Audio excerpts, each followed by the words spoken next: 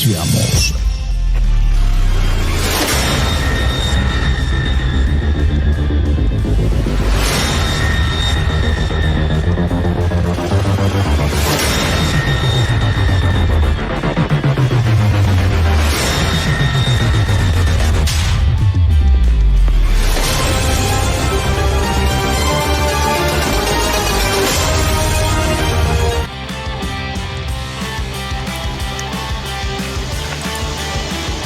Ya, entonces comienza el debate. El formato sería: tema: ¿tuvo más hijos María? Entonces el formato del debate: 1 minuto para presentarse, 6 preguntas intercaladas, 1 minuto para preguntar, 3 minutos para responder, 2 minutos para refutar la respuesta de la pregunta, 1 minuto para despedirse. Entonces, ¿quién va a empezar primero? Si quieres, ¿puedo empezar yo? Ya, okay. Entonces yo voy a poner el cronómetro. Tú empezando a hablar, yo te tomo el tiempo. ¿Ya? Vale, entiendo. Muy bien, pues mi primera pregunta es sobre un versículo que Rodrigo conoce bastante bien, que es Mateo 1:25, ¿no? Y quiero centrarme en la primera parte del versículo, cuando dice que José no la conoció a María, y se usa el término griego ginosco. Este término puede tener varios significados, ¿no? Pero yo hablo de Mateo 1:25, concretamente, Mateo 1:25, no otros versículos. La pregunta es, ¿significa no la conoció que no tuvo relaciones sexuales? O sea, el término conocer significa aquí relaciones sexuales, sí o no, y por qué. Ok. ¿Se entendió la pregunta? Sí se entendió. Ya, voy a parar el cronómetro. Hablando tú, te tomo el tiempo. Ok. Bueno, la respuesta es que Mateo hace uso de una figura literaria que aparece en Génesis en cuanto a conocer como algo más, o sea, sí tiene que ver el acto sexual, pero es algo más que eso, es como conocer el propósito que Dios tiene en la vida de esa persona. Sería más apropiado el uso de ginosco, sin demeritar pues que tenga un carácter sexual. Ahora, como bien lo dice el texto, es que no la conoció. Dice, a ver, en la Biblia, el libro del pueblo de Dios, dice, y sin que hubieran hecho vida en común, ella dio a luz un hijo y él le puso el nombre de Jesús. Entonces, pues la respuesta es, sí tiene algo que ver, no es plenamente o únicamente el acto sexual que se refiere ahí, y pues el texto dice que no la conoció. Esa es mi respuesta. Entonces lo dejas hasta ahí nomás. Sí, hasta ahí nomás. Ya. Voy a parar el tiempo. Cuando hables, te tomo el tiempo, los 2 minutos de refutación. Muy bien, listo. Bueno, no he acabado de entender bien la respuesta porque por un lado ha dicho que sí, que tiene que ver, pero luego no. Bueno, la pregunta que yo quiero hacerles al público, ¿no? Es a ver quién tiene razón. Lo que acaba de decir el señor Rodrigo Calvo o las propias Biblias católicas. Por ejemplo, la Biblia católica latinoamericana dice, y sin que hubieran tenido relaciones, dio a luz un hijo. La Nueva Biblia Española dice, también católica, sin haber tenido relaciones con él, María dio a luz un hijo. Y también la Biblia del Peregrino, católica también, pero no tuvo relaciones con ella hasta que dio a luz un hijo. Relaciones, tener relaciones. ¿Esto significa tener relaciones sexuales? Bueno, la palabra sexual no aparece ahí. Pero vamos a ver otra versión también católica.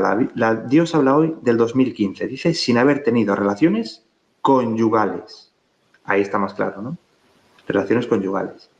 Incluso la Dios habla hoy de otro año, otra edición, dice, pero no durmieron juntos como esposos antes de que naciera el niño. Y ya para finalizar, la Biblia de las Américas, también católica, dice, y la conservó virgen hasta que dio a luz un niño. Así que, definitivamente, la palabra ginosco en Mateo 1,25 hace referencia a tener relaciones sexuales. Hasta aquí.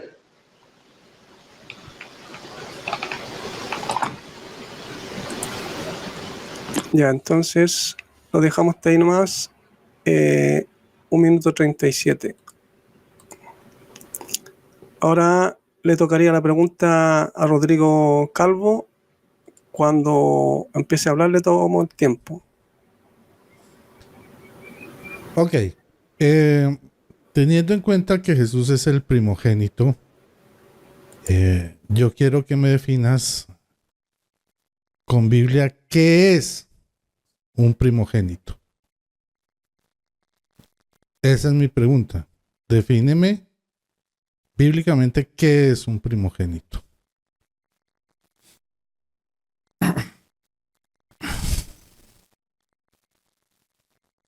Adelante, yo ya terminé mi pregunta. Muy bien. ¿Me pones el tiempo ya, Ricardo? Ya, voy a parar el tiempo y te pongo el tiempo. Hablando te tomo el tiempo. Muy bien, pues primogénito tiene varios significados. Es una palabra polisémica, ¿vale? Pero, bueno, por ejemplo, la palabra, el significado primario de primogénito es el de primer hijo de unos padres. Primer hijo de unos padres. También hay otro significado que es, digamos, los privilegios que tenía el primogénito. Estas dos cosas van ligadas. O sea, el primogénito iba consigo unos privilegios que solo tenía él por haber nacido el primero. Y estos privilegios, pues, era una mayor parte de la herencia y, bueno, ciertas otros privilegios, ¿no? Pero, por ejemplo, pues el caso famoso de Esaú, que no era el que había nacido primero, perdón, o sea, Jacob no había nacido primero, era Esaú. No, Jacob no era el primogénito literal, digamos, que hubiera nacido primero, pero luego se quedó con estos derechos de primogenitura porque Esaú se los vendió. Bien, entonces vemos que hay varios significados de primogénito. Ahora bien, el significado primario, cuando en el versículo o en el contexto no se está diciendo nada acerca de un título de privilegio o algo parecido, sino que se habla de una relación familiar, padres e hijos, la acepción principal es el de primer hijo de unos padres.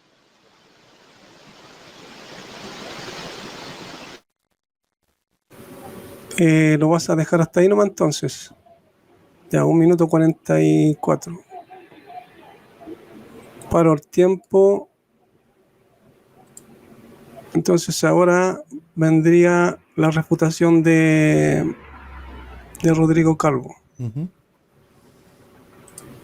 Hablando te tomo el tiempo. Bueno, entonces es correcto en cuanto que la primogenitura hace referencia a el hijo varón, ¿sí? Que recibe la bendición del padre y de la herencia. Entonces, muy bien mencionó el caso de Esaú, donde se demuestra que primogenitura no es el primero de varios hijos. Primogenitura es aquel, por lo menos en la mentalidad judía, es aquel que recibe la bendición del padre y recibe la herencia del padre. Entonces, por otro lado, si analizamos con cautela, no vamos a encontrar una sola cita bíblica donde diga que primogénito significa el primero de varios hijos. Eso no existe en la Biblia. Pero sí hay referencias a que primogénito es el heredero. Dice, en la Biblia no se mencionan las primogénitas, por ejemplo, ni tampoco se habla de segundogénitos, tercergénitos, etcétera. Entonces, por esa razón, nos podemos dar cuenta que primogénito no es el primero de varios hijos, sino existiría en la Biblia el segundogénito, el tercergénito o la primogénita. Eso no existe, no es bíblico. Ahora, entonces, simplemente no se trata de una cantidad determinada de hijos, sino de un derecho que la ley de Moisés reservaba únicamente al primer varón. ¿Ok? Ahora, si fuera así como dicen que es el primero de varios hijos, entonces también debería haber primogénitas en la Biblia, pero eso no está. Entonces, desde ese punto de vista, descartamos completamente esa definición y si acogemos que es aquel hijo que recibe la herencia y la bendición. Pues ya mencionó el caso de Esaú, que vendió su primogenitura a Jacob. Tiempo. Ok, gracias.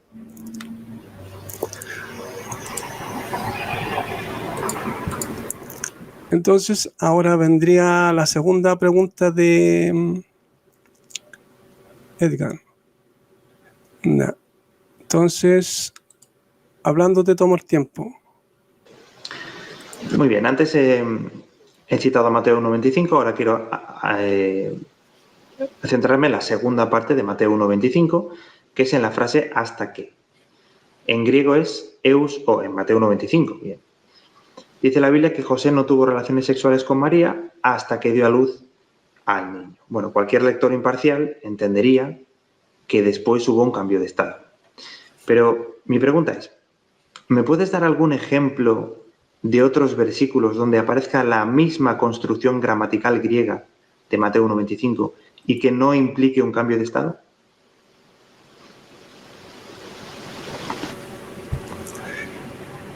¿Se entendió la pregunta? Sí, dame un minuto para buscar las citas. Ya. A ver, un segundo.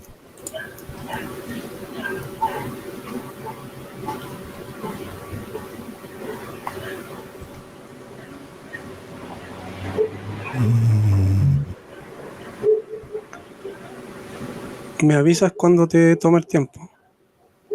Dame un segundo, por favor.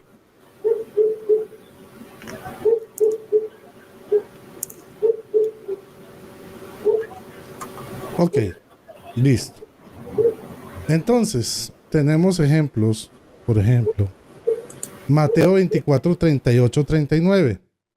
Dice, porque como en los días que precedieron al diluvio, comían, bebían, tomaban mujer o marido, hasta el día en que entró Noé en el arca. Y no se dieron cuenta hasta que vino el diluvio y los arrastró a todos. O sea, si entendemos literalmente, estaría diciendo que la gente que murió en el diluvio se dio cuenta de que hubo diluvio ya después de que murieron ahogados.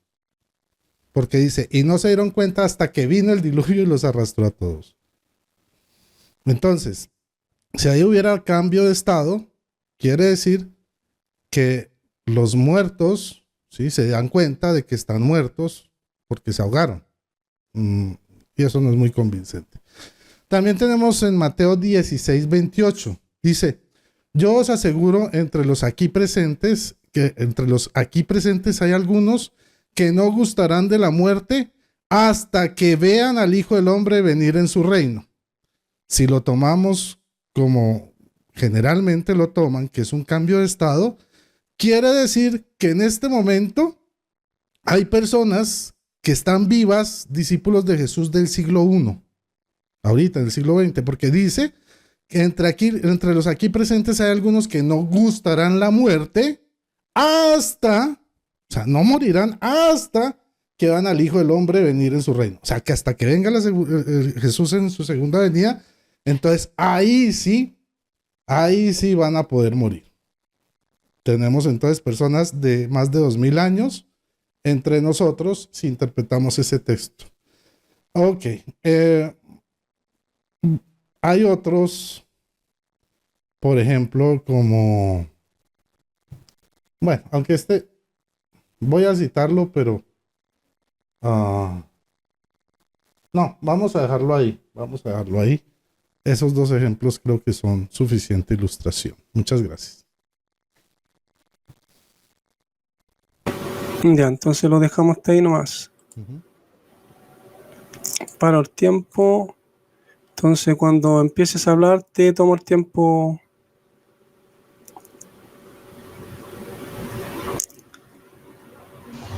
Vale, cuando quieras. Bueno, hemos visto cómo Rodrigo, sí, me ha dado ejemplos, pero no han sido los ejemplos que yo le he pedido. Yo le he pedido la misma construcción gramatical. La misma. ¿Cuál es la construcción gramatical en Mateo 1.25? ¿Hasta qué? Eus o. ¿Hasta qué? Y en Mateo 24.38 no es eus o, es argi hos, en griego. La segunda referencia no la tengo aquí buscada, pero tengo otras que Rodrigo ha citado en otras ocasiones, como Mateo 5.18, donde se usa eos an, no eos o. Se citan Juan 5.17, que simplemente se pone eos, Romanos 8.22, argitou, pero no se puede citar la misma construcción gramatical que Mateo 1.25. ¿Sabes por qué? Porque hay 19 veces donde aparece esta construcción en el Nuevo Testamento y siempre implica un cambio posterior de estado. Mateo 1.25 y otras 18 veces. Las otras 18 siempre implican, así que Mateo 1.25, por lógica básica, también debe significar lo mismo. En The Expositor Greek Testament, Alexander Bleiman Bruce dice: la relación sexual subsiguiente era el curso natural o necesario de las cosas. Dice: si el evangelista hubiera pensado como los católicos, no lo digo yo, lo dice Bruce, se hubiera esforzado para evitar malentendidos. No olvidemos también que Mateo escribió su evangelio después de los Hechos, aproximadamente el año 41 después de Cristo. Así que él, si hubiera querido que el lector entendiera que María hubiera sido virgen después del parto, hubiera sido muy claro en este sentido, pero su redacción guía a una conclusión opuesta. De manera que las 19 veces donde aparece eus o en el Nuevo Testamento siempre implica un cambio posterior de estado. Tiempo. Ya, entonces, ahora vendría la pregunta de Rodrigo Calvo. Hablando te tomo el tiempo. Ok. Teniendo en cuenta que la cita que analizamos hoy está en Mateo 1.25 y que encontramos la misma estructura del hasta que en Mateo 2.9, 2.13, 5.26, 10.11, 12.20, 13.33, 16.28, 17.9, 18.30. O sea, es una estructura muy repetitiva dentro de Mateo. ¿Me puedes dar? Bueno, ahí hasta Mateo 24:39. ¿Me puedes dar una cita que demuestre que María, o sea, que esta estructura que encontramos aquí, donde encontramos ejemplos, donde no hay cambio de estado, puedes demostrar que esta estructura que es propia de Mateo se repite en algún otro evangelista, en alguna otra parte del Nuevo Testamento, incluso dentro de Mateo, para hablar otra vez sobre las relaciones sexuales de María? ¿Se entiende mi pregunta? ¿Se entiende? Ya, entonces voy a parar el tiempo. Cuando empieces a hablar te tomo el tiempo.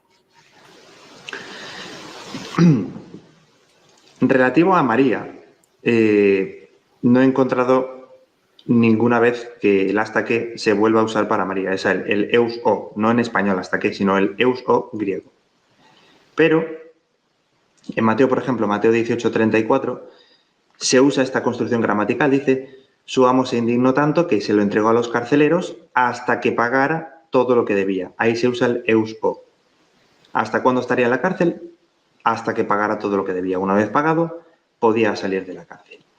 Tenemos más ejemplos en otras partes del Nuevo Testamento, como en 2 de Pedro 1:19, Lucas 15:8, Juan 13:38. En Hechos tenemos varias veces en el 25:21, 23:12, 23:21. Vamos a ver un ejemplo de los que he citado. Por ejemplo, 2 de Pedro 1:19, lo busco en un momentito. 2 de Pedro 1:19.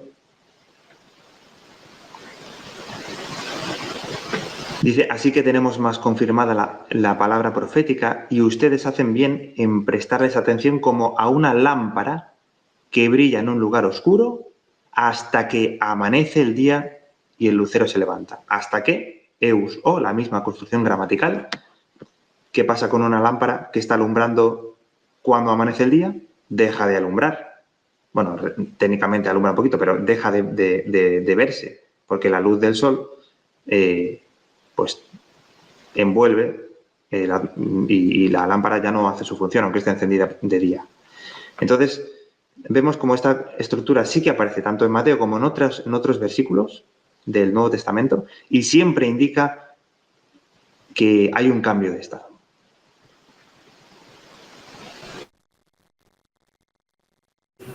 ¿Lo vas a dejar hasta ahí nomás entonces? Ya, para el tiempo, reinicio. Cuando hables, te tomo el tiempo, Rodrigo.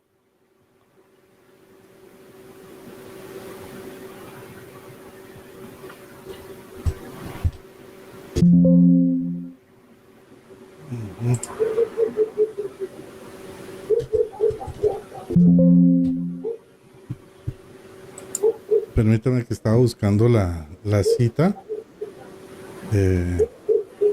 Ya. Por la pregunta. Un segundo. Ok. Entonces.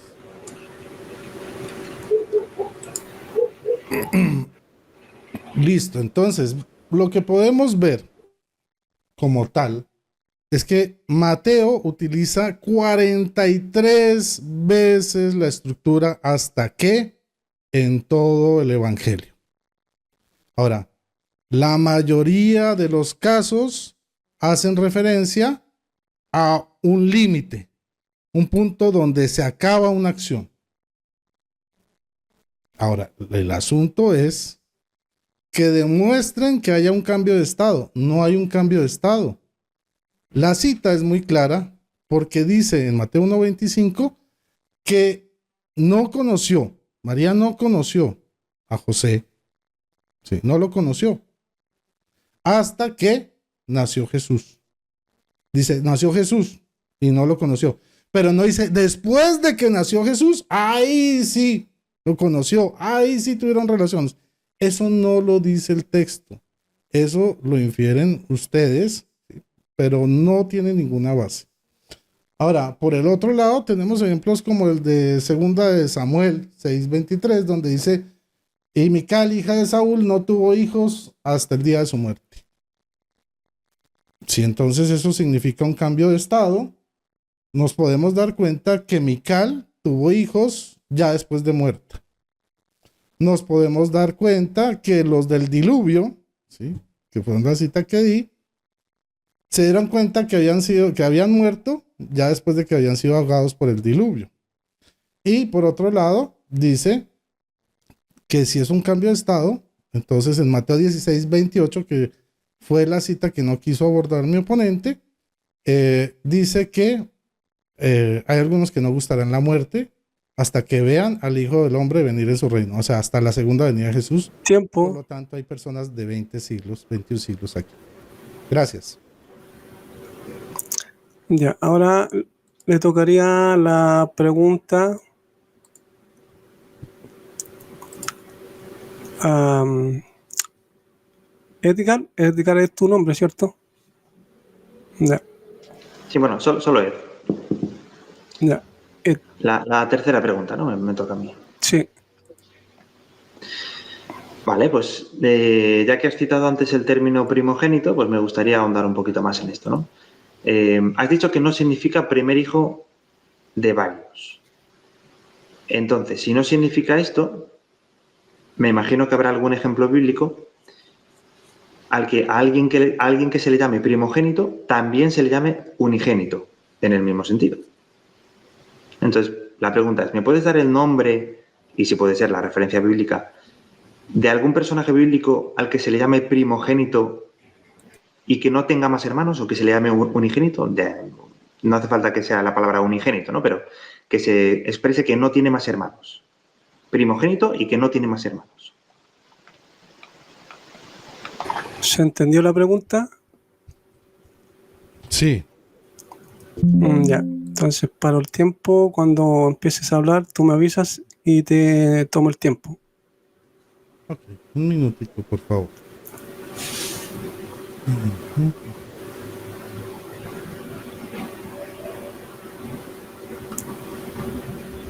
Qué pena. Esto está.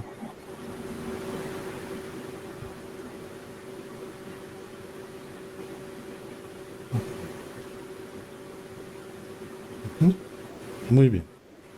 Ahora sí puedo empezar. Bueno, tenemos el gran ejemplo de Jesús, que es primogénito del Padre y es unigénito del Padre a la vez. Nada más y nada menos que el mismo Jesús. Porque Juan 1.14, 1.18, 3.16, 3.18 nos dicen, ¿sí?, que Jesucristo es el unigénito de Dios. Hebreos 11.17 y 1 Juan 4.9 dicen que Jesús es el unigénito del Padre, ¿correcto? Pero ahora vamos a mirar que en Hebreos capítulo 1, Jesucristo es el primogénito del Padre también. ¿Sí? Del Padre, no de la creación, del Padre. Dice, Hebreos 1.1, Dios, habiendo hablado muchas veces y de muchas maneras en otro tiempo a los padres por los profetas, en estos postreros días nos ha hablado por el Hijo, a quien constituyó heredero de todo y por quien asimismo hizo el universo. Aquí nos está hablando que es la primogenitura, heredero. El cual, siendo el resplandor de su gloria y la imagen misma de su sustancia, quien sustenta todas las cosas con la palabra de su poder, habiendo efectuado la purificación de nuestros pecados, por medio de sí mismo se sentó a la diestra de la majestad de las alturas. Y dice, ok, el 1.6, vamos a saltarlo hasta ahí. Y otra vez, cuando introduce al primogénito, a su primogénito en el mundo, dice, adórenle todos los ángeles de Dios. Ciertamente de los ángeles dice, el que hace sus ángeles espíritus y a sus ministros llaman fuego. Mas del Hijo dice, tu trono, oh Dios, por siglo del siglo, cetro de equidad es el cetro de tu reino. Has amado la justicia y has aborrecido la maldad, por lo cual te ungió Dios, el Dios tuyo, con óleo. Bueno, entonces, aquí vemos cómo en Hebreos 1.6 se le llama a Jesucristo primogénito del Padre. Y ahora ves, ya di las citas donde a Jesucristo se le llama unigénito del Padre. Por lo tanto, queda probado 100% que la palabra primogénito hace referencia a la herencia y no al primero de muchos hijos, porque si no habría una contradicción, porque la Biblia se contradeciría diciendo en Hebreos que Jesucristo es el primogénito y en Juan diciendo que es el unigénito. Y como no hay contradicción y como la Biblia no se contradice, sacamos la conclusión por el mismo Jesús que primogénito es el heredero. Nada más. Muchas gracias. Ya lo dejamos hasta aquí, aunque me gustaría acotar algo. No fue esa la pregunta, pero ahí se ponen de acuerdo ustedes. Sí, fue la pregunta. Me pidieron claramente que era un ejemplo de alguien en la Biblia que fuera unigénito y primogénito a la vez. ¿Ya la di? Esa fue la pregunta. Ah, la entendí mal entonces, disculpe. Okay.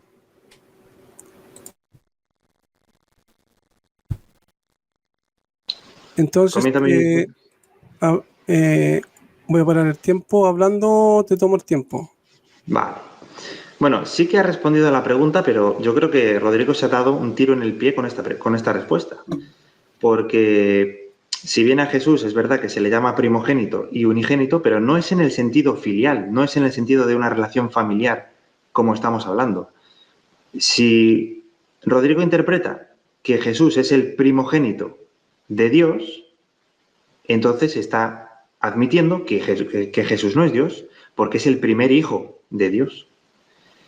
Además, si interpreta que el unigénito significa que es el único hijo de Dios, la Biblia sí se estaría contradiciendo, porque la Biblia llama a los ángeles hijos de Dios, incluso a Adán, en la genealogía de Lucas, en Lucas 4 me parece que es, dice que Adán es hijo de Dios. Entonces, es verdad que has aplicado las palabras que te he pedido, pero no son en el mismo sentido. Pues si fuera en el mismo sentido, estarías diciendo que Jesús es creado, que es hijo de Dios, es decir, que no es Dios, y que la Biblia se estaría contradiciendo porque la Biblia habla de otros hijos de Dios aparte del unigénito, que es Jesús. Bueno, lo cierto es que primogénito significa hijo, o sea, primer hijo de unos padres. Y esto es así, o sea, el diccionario bíblico de Monseñor Francesco Spadafora, que es católico, dice, primogénito es el primero que nace en una familia. El diccionario bíblico ilustrado de Holman dice, el primer hijo que nace de una pareja. El diccionario bíblico expositivo de W. Vine dice primogénito, primer nacido. Y el gran diccionario enciclopédico de la Biblia dice primer nacido de hombre o animal. Así que primogénito significa el primer hijo de unos padres. Y por tanto, no puede ser primogénito y unigénito a la misma vez. Y el único ejemplo que nos ha dado ha sido el de Jesús, pero estos términos se usan en otro sentido, no en el sentido familiar.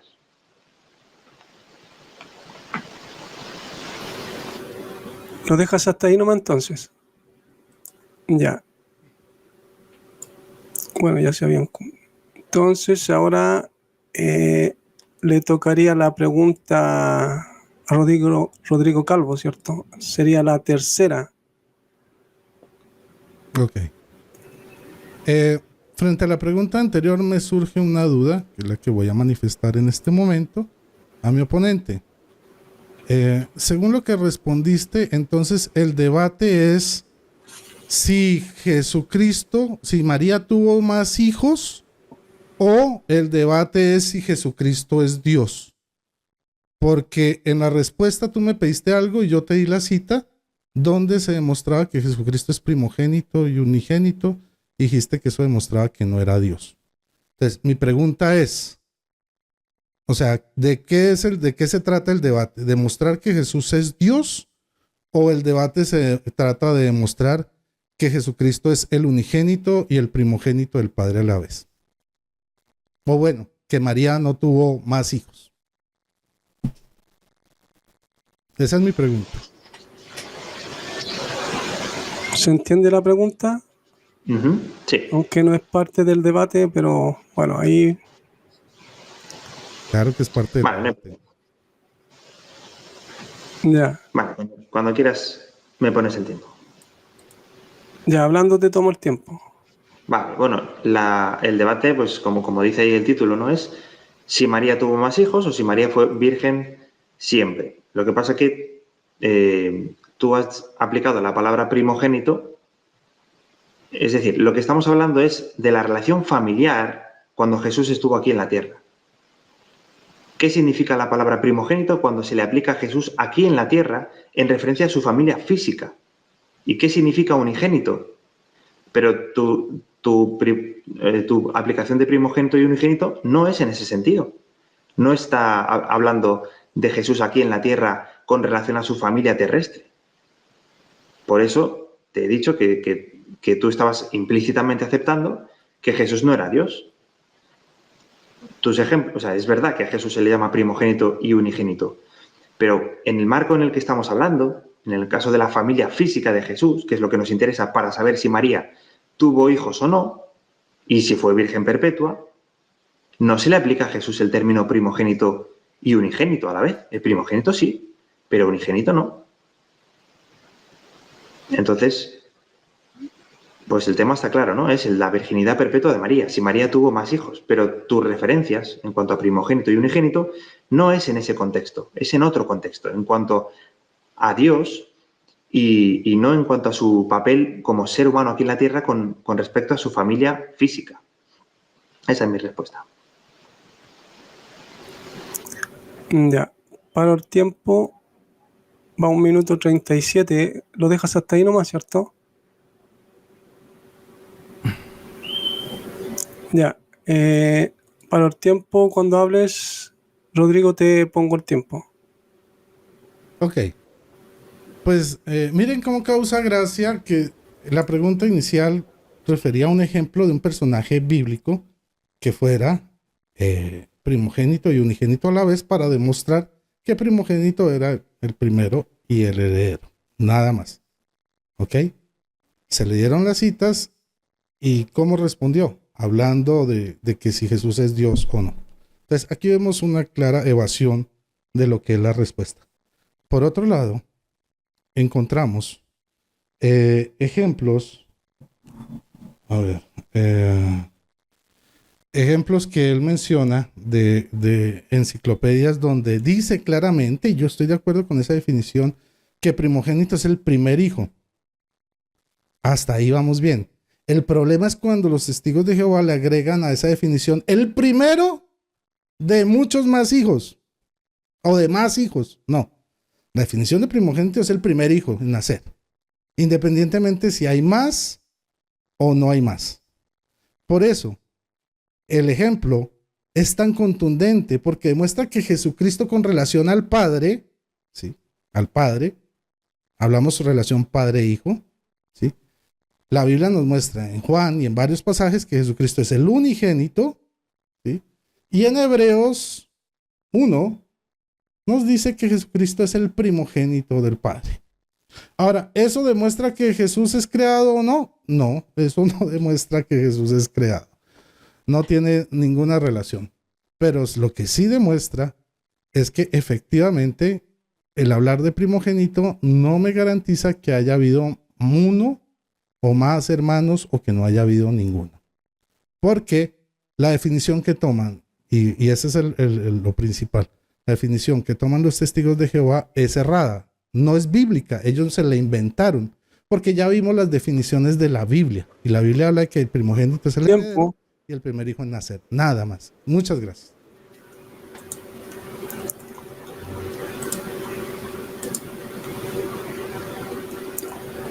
Entonces ahora vendría la cuarta pregunta, ¿cierto? De Ed. Exacto. Te tomo el tiempo hablando. Vale, mi cuarta pregunta. Con referencia a la palabra adelfos, que yo sé que también la conoces. Adelfos significa o hermano literal o medio hermano, es decir, hijo de uno de los dos padres o de los dos, o la otra acepción es hermano espiritual, es decir, compañero de creencia. En el griego solo hay esos dos significados. Como tú no crees que los hermanos, los adelfos, carnales de Jesús eran sus medio hermanos por parte de María, ¿me podrías dar un ejemplo bíblico donde la palabra adelfo se use para referirse a otro tipo de parentesco diferente? Ya sean primos, tíos, sobrinos, cuñados, lo que sea, ¿no? Repito, un versículo en el que adelfos se use para algo distinto a hermano o medio hermanos literales o hermanos espirituales, algo distinto. ¿Se entendió la pregunta? Sí. Ya, para el tiempo, hablando te tomo el tiempo. Dame un segundo, busco la cita.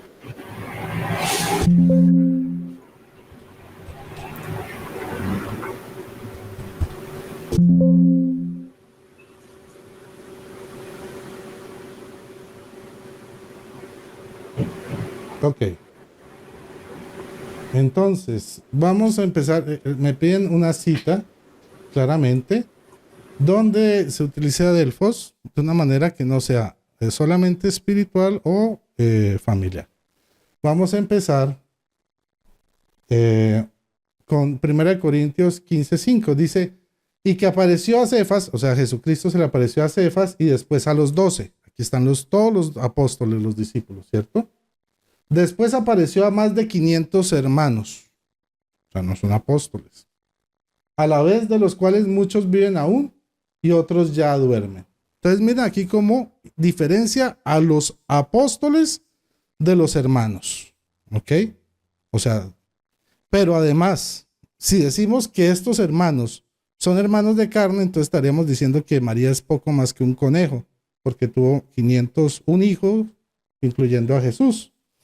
Ahora, después dice, ojo, después apareció a Jacobo, después a todos los apóstoles, y al último de todos, como un abortivo, se apareció a mí.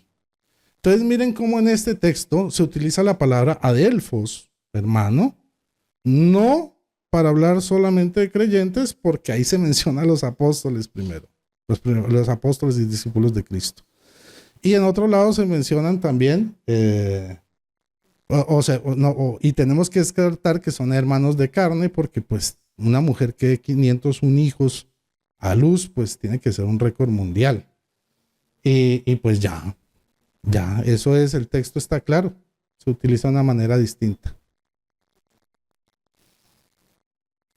Bueno, entonces para aclarar, ¿a qué se refiere ese adelfos? Ese adelfos se refiere a la betav o la betabot. Lo que pasa es que la concepción de familia de los hebreos es distinta o era distinta a la nuestra. Para nosotros, para ellos, ¿sí? Un grupo familiar amplio, como lo que nosotros hablamos de tíos, de tatarabuelos, de bisnietos, todo eso formaba una sola familia y todos se llamaban hermanos entre sí, ¿sí? Eso se le llama a la familia cercana de los hermanos, ¿sí? Se le llama betav. Y cuando ya es un grupo más grande, como decir una tribu de Israel, se le llama betabot. Entonces, cuando dice que se le apareció a más de 500 hermanos, está hablando de una betabot, o sea, de una familia ampliada. Esa es mi respuesta. Ya, muchas gracias. Ya, faltaron algunos segundos, los dejamos hasta ahí nomás entonces. Sí. Ya, paro el tiempo y te tomo el tiempo, Ed. Listo. Bueno, yo creo que Rodrigo, me imagino que a sus compañeros de fe les llamará hermanos. Mi pregunta es, ¿son ellos apóstoles? No, ¿verdad? Porque yo creo que has confundido apóstoles con discípulos. En el versículo que tú has citado, es verdad que se hace una separación entre los apóstoles y el resto de hermanos, pero siguen siendo hermanos espirituales. O sea, apóstoles había 12 en su inicio, se añadieron quizá algunos más, como Pablo, pero esos 500 hermanos eran hermanos espirituales. O sea, es el mismo, no hay una diferencia, una acepción diferente a la que yo he citado. Es hermano espiritual, compañero de fe. Sí, no eran apóstoles, pero eran hermanos espirituales. Así que no has mencionado ninguna acepción diferente a las dos que yo mencioné antes. ¿Y sabes por qué? Porque la palabra Delfos significa, se usa 343 veces en el Nuevo Testamento. Y siempre se usa para estos dos términos. O hermanos literales o medio hermanos, o hermanos espirituales. Nada más. El diccionario teológico del Nuevo Testamento de von Soden dice, o sea, cita correctamente estos dos posibles significados para Delfos, es decir, hermandad física en sentido estricto o en un sentido más general, hermandad espiritual de israelitas o cristianos. Así que no hay ninguna tercera acepción en el Nuevo Testamento. Tú dices que se agrupa la familia, pero yo creo que me estás hablando del hebreo, no del griego. En el griego, la palabra Delfos es muy clara. Solo significa eso. El comentario exegético al texto griego del Nuevo Testamento de Samuel Pérez Millos dice sobre la palabra hermanos. En el contexto natural, el sustantivo tiene que ver con hermanos reales, que incluye también a los medio hermanos, es decir, en el caso de Jesús, hermanos de madre. Así que no hemos visto que la palabra adelfos signifique otra cosa aparte de hermano o medio hermano literal o hermano espiritual.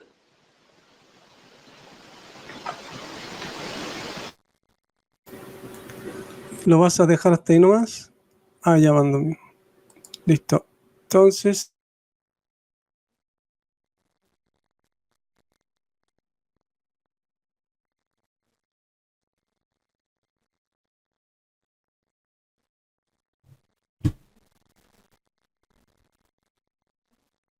Sigue mi pregunta. ¿Por qué preguntábamos ya?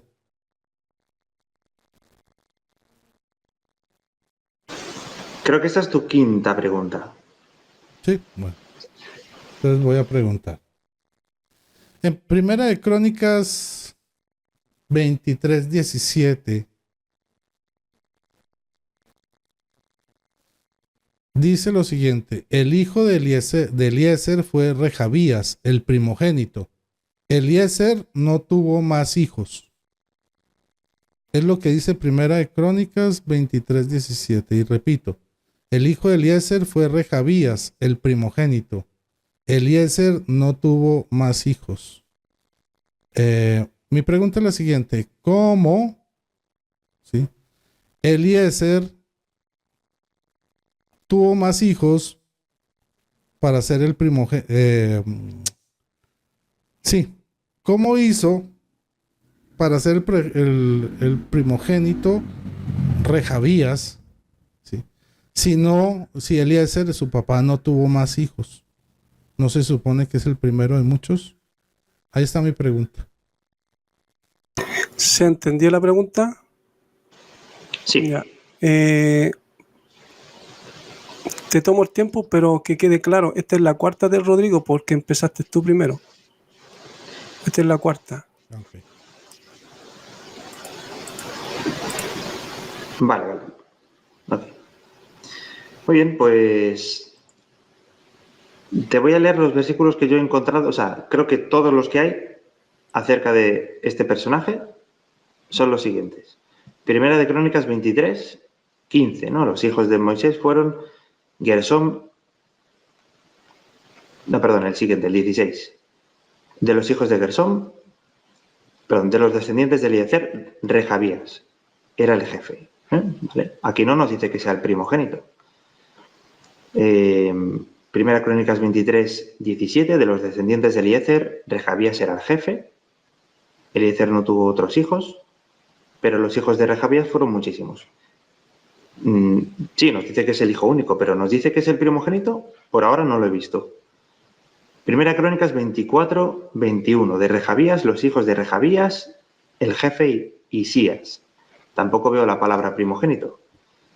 Y Primera Crónicas 26, 25, y es el último versículo donde aparece.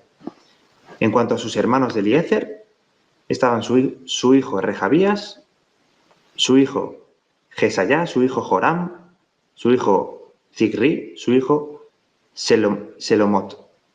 Bueno, he leído todo lo que había de Rehabías y en ningún momento aparece la palabra primogénito. Sí aparece, sí dice que es su hijo único, pero no primogénito. Con lo cual, si se le llama unigénito a una persona, no es necesario decirle primogénito porque ya se sobreentiende que ese hijo ya tiene los derechos de primogenitura y que no hay más. En este caso, en el caso de Rehabías, hemos visto que se dice que es hijo único, aunque no se le aplica el término concreto unigénito, pero en ningún momento se dice que es primogénito. Así que no veo dónde está la contradicción.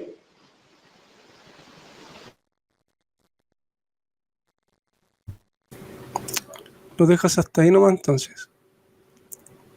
Ya, paro el tiempo y tocarían los 2 minutos de Rodrigo Calvo. Ok, pero para me gustaría compartir presentación, compartir pantalla, si me lo permite. Denme un segundo. Aquí está.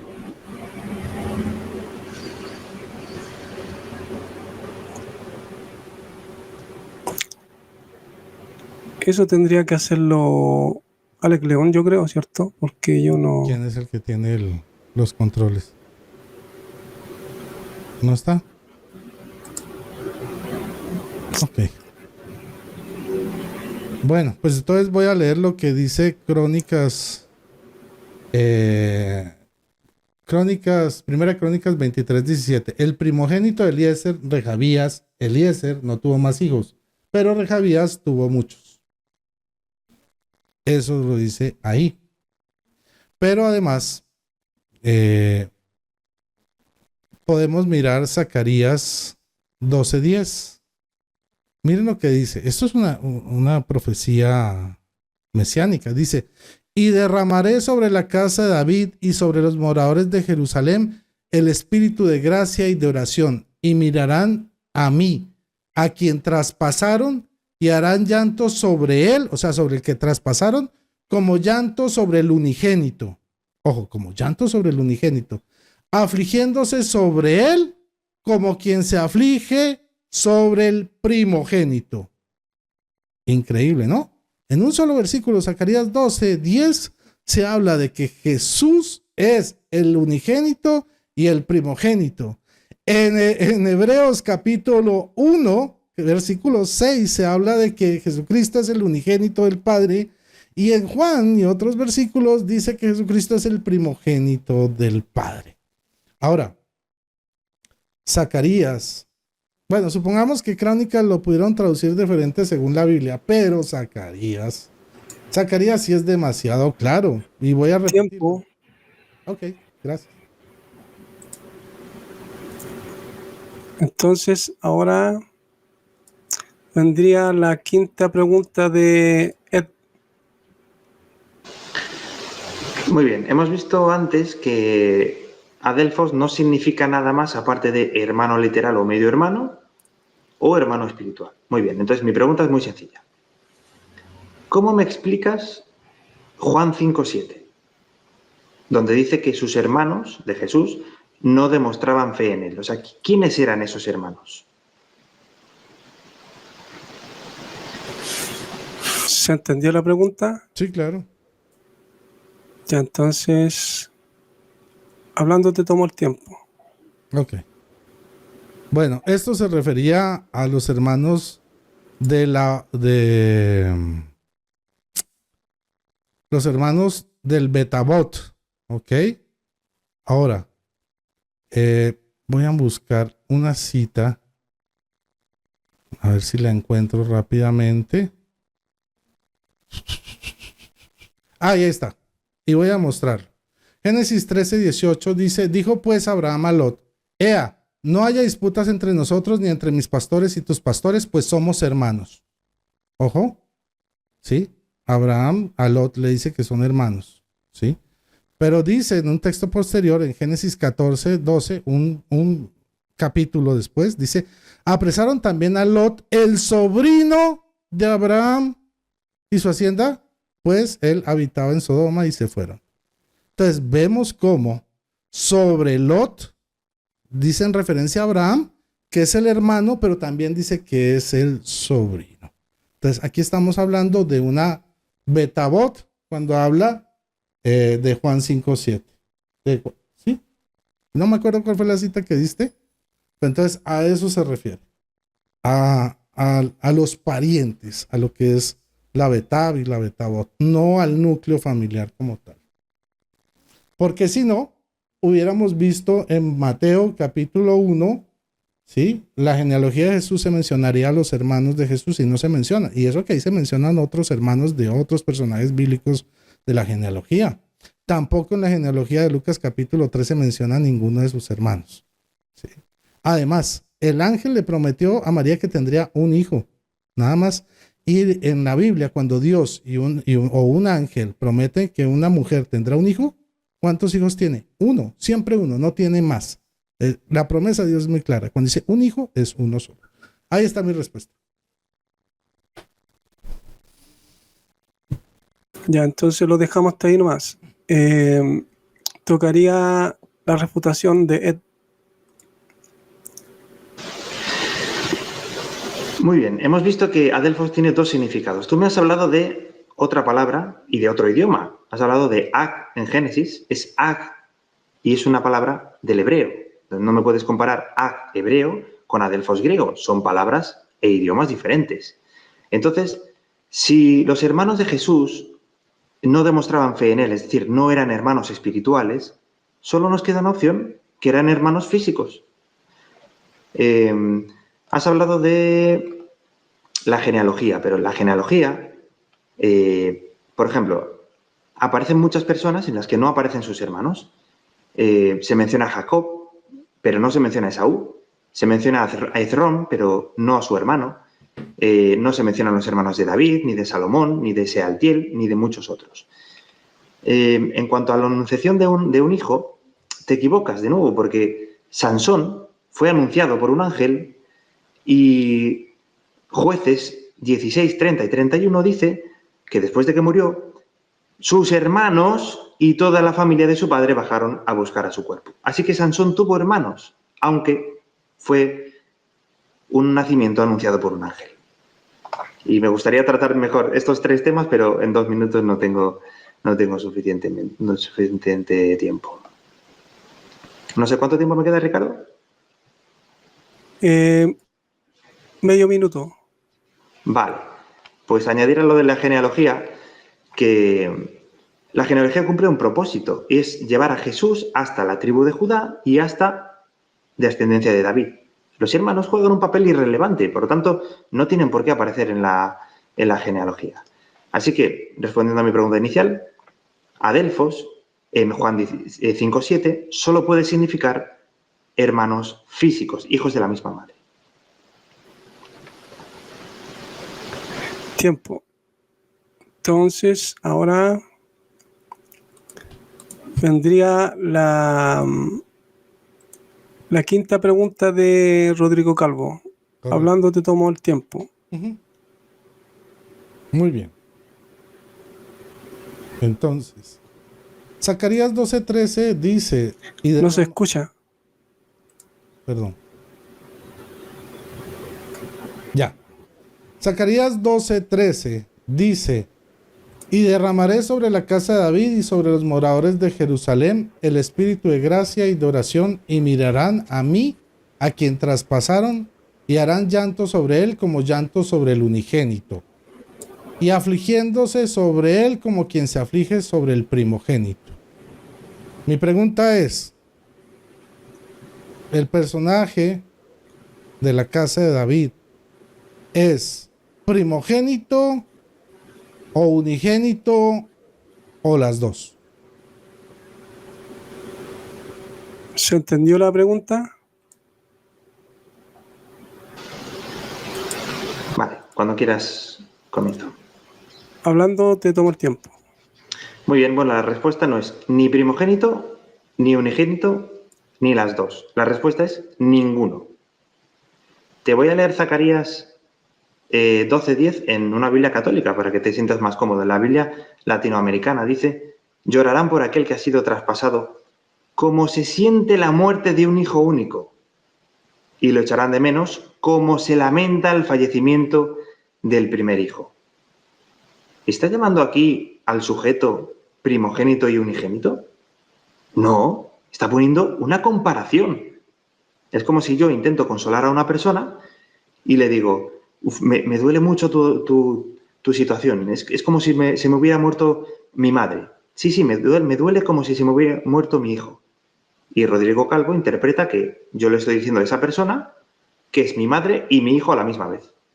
No, es una comparación para hacernos una idea del dolor que se siente. O sea, te dolerá tanto como el dolor de la pérdida de un hijo único, ¿eh? Dice literalmente, como se siente la muerte de un hijo único. Pero no lo está llamando unigénito. Y la segunda parte dice, como se lamenta el fallecimiento del primer hijo. Te dolerá tanto como si se te muriera tu primogénito. Pero no le estaba llamando primogénito al sujeto, a Jesús. Repaso, ahora ya con esta idea en mente, vuelvo a leer el versículo. Llorarán por aquel que ha sido traspasado, por Jesús, como se siente la muerte de un hijo único, y lo echarán de menos como se lamenta el fallecimiento del primer hijo. Está haciendo una comparación para darnos cuenta del grado de dolor que sienten, pero no le está llamando primogénito y unigénito a Jesús en este versículo. Hasta aquí mi respuesta. Ya quedaba un minuto. Lo dejamos hasta aquí nomás entonces. Ya. Paro el tiempo. Cuando hables, Rodrigo, te tomo el tiempo. Ok, gracias. Miren que llama la atención que mi oponente dice que el texto no dice unigénito, sino hijo único. Pero si ustedes van al diccionario y ponen la palabra unigénito, la definición de unigénito dice dicho de un hijo único. Entonces, mi oponente dice que el texto se refiere a un hijo único y no a un unigénito. ¿Cómo así? Si ahí habla de un unigénito. Pero no solo eso, lo voy a leer el texto de su propia Biblia, la Biblia de los Testigos de Jehová. Zacarías 12, aquí es 12:10. Aquí hay una alteración, no aparece en el 13. Dice: y ciertamente derramaré sobre la casa de David y sobre los habitantes de Jerusalén el espíritu de favor y súplicas, y ciertamente mirarán a aquel a quien traspasaron, y ciertamente plañirán, o sea, llorarán por él como en el plañir por un hijo único, o sea, un unigénito. El hecho de que no diga unigénito no quiere decir que sea una cosa distinta a hijo único. Y dice, y habrá una lamentación amarga por él, como cuando haya una amarga lamentación por el primogénito. En este texto, a pesar de que mi oponente lo niega, a Jesús, igual que en Hebreos 1:6, se le reconoce como primogénito y como unigénito. Y lo dice su propia Biblia, los Testigos de Jehová. ¿Ok? Yo tengo Biblias donde dice que es el unigénito y el primogénito, como la Biblia de Jerusalén, por ejemplo, lo dice claramente. Él utiliza la latinoamericana, pues yo utilizo su propia Biblia para demostrarle con su propia Biblia que Jesucristo es unigénito y primogénito del Padre a la vez. Gracias. Ya lo dejamos hasta aquí, entonces. Ahora vendría la pregunta de Ed, si no me equivoco, la sexta pregunta. Exacto, última pregunta. Claro, voy a parar el tiempo y te tomo el tiempo. Ya, hablando te tomo el tiempo. Muy bien, esta pregunta me parece muy interesante porque, si es como yo lo interpreto, dice literalmente que María tuvo otros hijos. ¿Vale? Te voy a citar el Salmo 69:8, que dice: me he convertido en un extraño para mis hermanos, en un extranjero para los hijos de mi madre. La pregunta es muy sencilla. ¿Es el Salmo 69:8 un salmo mesiánico? ¿Sí o no? ¿Y por qué? ¿Se entendió la pregunta? Sí, dame un segundo.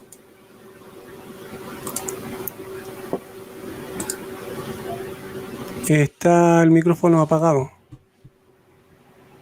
Un segundo que estoy mirando la cita. Ya, pero la entendiste, ¿cierto? Sí. Ya, ok. Hablando, te tomo el tiempo. Okay. Bueno, dale.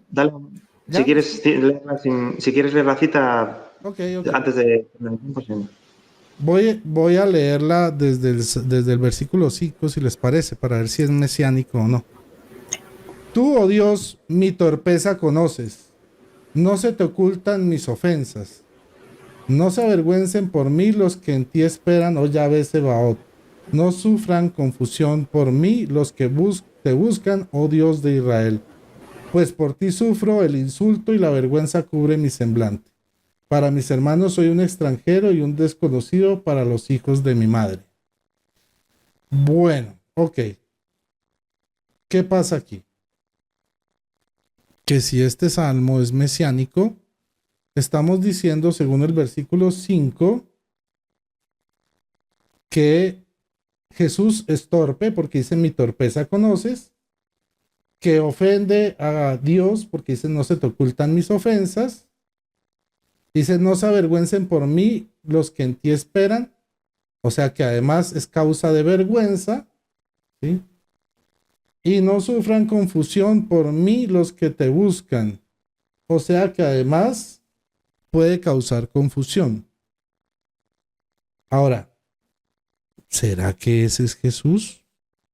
Torpe, ladrón, ofensivo con Dios, digno de ser avergonzado. A mí me suena que eso no es mesiánico, o por lo menos no es el Jesús que yo conozco. Esa es mi respuesta. Muchas gracias. Ya, lo dejamos hasta aquí nomás, entonces sería para el tiempo y hablando te tomo el tiempo, Ed. Vale, muy bien. Bueno, dice que no es mesiánico porque el 5 no lo es, pero yo te pregunté por el 8, no por el 5. Yo estoy de acuerdo que el 8 no es mesiánico, pero la mayoría de católicos consideran que el 9 sí que es mesiánico. Siguiendo tu misma lógica, el 9 tampoco podría ser mesiánico porque el 5 no es mesiánico. Pero, ¿sabes lo más interesante? ¿Sabes quién dice que sí es mesiánico? Mira, uno de tus hermanos. El padre Luis Toro. El Salmo 79 es un salmo mesiánico. Es del Mesías, Jesucristo. Y dice, he sido un extraño para mis hermanos, para los hijos de mi madre. Sí es verdad. Pero ustedes deben leer. Bien, pues tu compañero de creencia dice que sí, que es mesiánico. Si nos vamos al comentario bíblico de Matthew Henry, sobre el Salmo 69.8, dice: David se queja de la hostilidad de los amigos y parientes. Dice, esto se cumplió en Cristo, cuyos hermanos no creyeron en él y fue abandonado por sus discípulos. Y el comentario bíblico de William MacDonald sobre este mismo versículo, hablando sobre Jesús, dice: parte del precio de la obediencia fue la tristeza de estar separado de los hijos de su madre. Sus propios hermanos le miraban y le consideraban como un loco. Así que, ¿se cumplió en Jesús? Bueno, veamos Juan 1.11. Vino a su propia casa, pero su gente no lo aceptó. Y Juan 5.7, en realidad, sus hermanos no demostraban fe en él. Por tanto, el Salmo 69.8 sí es un salmo mesiánico y, de manera que dice de forma explícita, a los hijos de la madre de Jesús. Así que María no fue siempre virgen.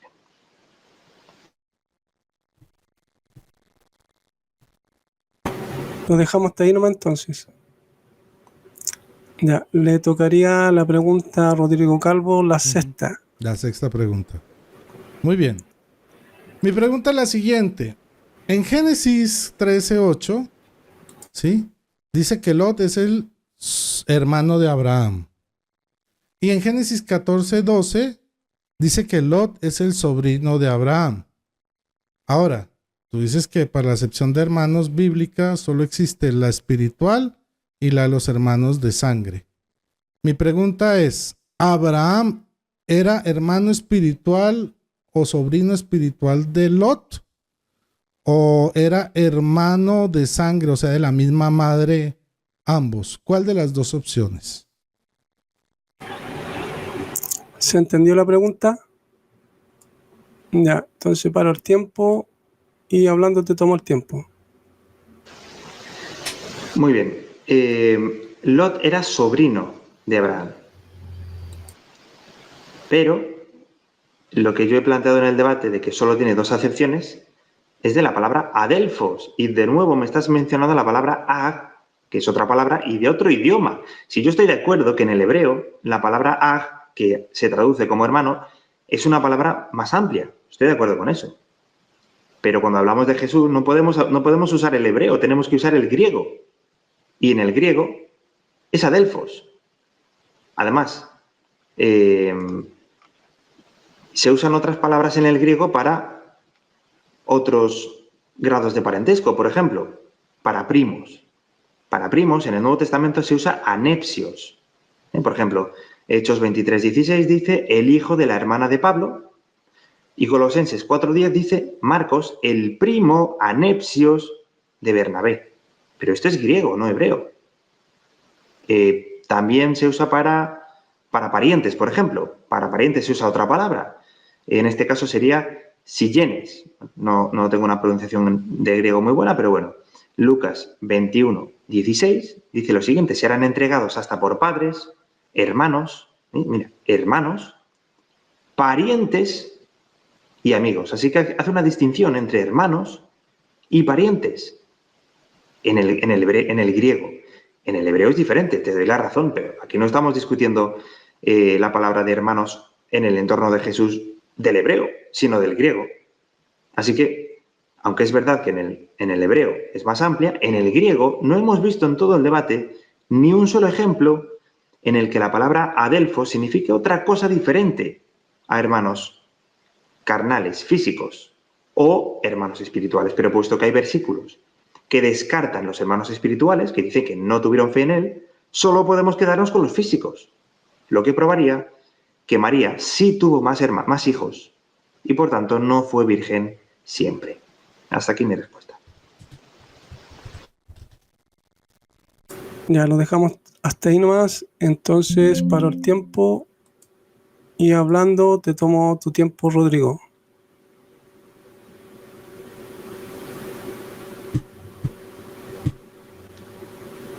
Ok, bueno, pues ustedes acaban de mirar cómo mi oponente reconoce, ¿sí?, que la palabra hermanos en hebreo tiene no solo la acepción espiritual ni la acepción de hermanos de sangre directo de la misma madre, sino también de familiar. Y dice, pero es que estamos hablando de griego, no de hebreo. Y eso sonaría lógico, pero hay un pequeño problema que él pasa por enfrente, ¿sí? Que aunque los evangelios y el Nuevo Testamento fue escrito en griego, la mentalidad que está plasmada, la cultura que está plasmada en el Nuevo Testamento es judía, por tanto, hebrea, ¿ok? Y no importa si escriben el Nuevo Testamento en griego, porque en griego están explicando lo que es la cultura judía. No podemos decir o argumentar lo que tú estás diciendo, que entonces, como está en griego y no en hebreo, entonces debemos desligar toda la cultura hebrea, ¿sí? Y pensar como griegos. No, esa no era la cosmovisión. O sea, el evangelio se escribió en griego para poder llegar a todas las gentes, pero la cultura que había de fondo era judía, era hebrea. Por tanto, la excusa de que es un idioma distinto no tiene ningún sentido, porque acá lo que se está manifestando no es el idioma, sino la cultura que hay detrás de esto, de cómo se manifiesta la palabra hermanos. Y el ejemplo que le acabo de dar de Génesis 13:8 y 14:12 es demoledor, porque demuestra que sí existe la betabot y la betaf, o sea que se le llama hermano a alguien que es un sobrino, pero no es un hermano de sangre. Y eso, si sucede en el Antiguo Testamento, también ocurre en el Nuevo, porque no son culturas distintas, países distintos. Tiempo. Gracias. Casi me paso. Ya, estaba concentrado. Entonces, se acabaron las preguntas. Ahora sería el minuto de despedida.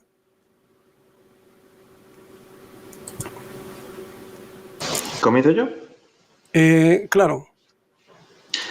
Vale, pues agradecer mucho a Ricardo por su excelente trabajo como moderador, también a Rodrigo por la oportunidad de haber podido tenido este debate, charla conversacional, pues creo que ha sido ameno, interesante, y nada, la gente que nos está viendo desde sus casas, pues yo siempre lo digo, en un debate no gana el que gana los argumentos, sino el que aprende algo. Si usted ha aprendido algo diferente, estupendo, no está mal el cambiar la postura si descubre que es más acertado a nivel bíblico. Y nada, pues gracias a todos por acompañarnos esta noche. Ya, ahora le tocaría despedirse a Rodrigo Calvo.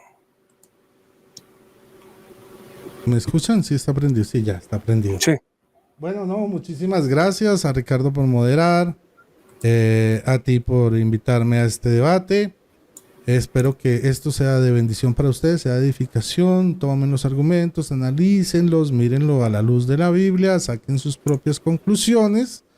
Y lo importante aquí no es decir yo gané, él ganó, ¿sí? Aquí cada persona del público tiene la conciencia y dirá, bueno, yo creo que este tiene razón o este no, y por tal y tal razón. Entonces, agradezco mucho a todos los que están en mi chat de mi canal, a Gonzalito, a Santa Católica, Elena Mendoza, Iván García, Soldado de Jesucristo Salvación, Jesús Báez, Ramón Gustavo, Felicitas, Juan R, Marco, todos, muchas gracias por estar en sintonía.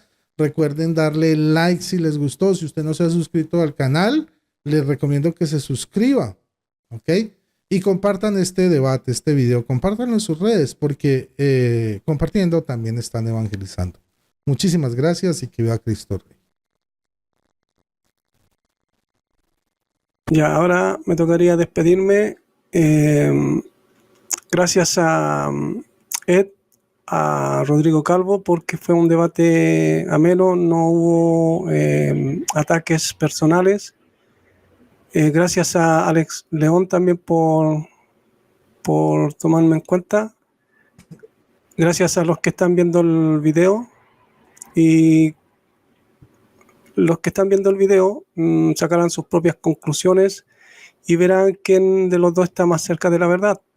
Yo, como siempre lo digo, que le pidan al Elohim verdadero que él les enseñe lo que él mismo inspiró. Gracias por todo, me despido, bendiciones.